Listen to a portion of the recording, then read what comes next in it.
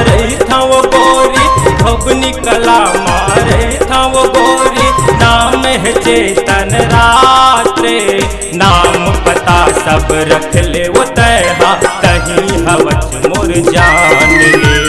नाम पता सब रख ले वो तैहा, तही हवच मोर जान ले।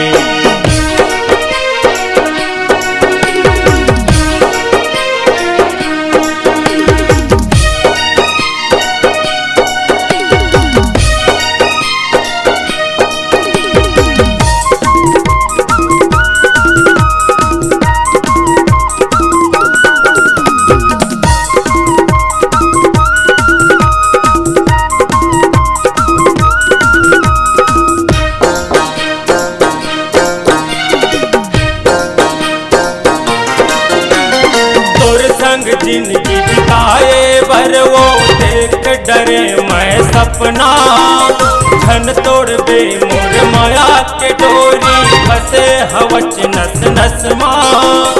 तोर संग जिंदगी बिताए बर वो देख डरे मैं सपना, धन तोड़ बे मोर माया के डोरी, फंसे हवच नस नस माँ। पानी बिना का मछली जी, लैला बिना का मजनू, चंपा बिना का चेतन जी, चंदा बिना का जुगनू। पानी बिना का मछली जी, लैला बिना का मजनू, चंपा बिना का चेतन जी, चंदा बिना का जुगनू। आबे आबे मोर मयारू,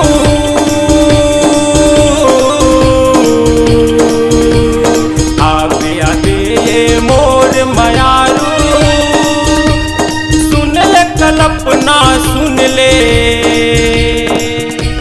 नाम पता सब रख ले वो तैहा, तही हवच मोर जान ले। नाम पता सब रख ले वो तैहा, तही हवच मोर जान ले।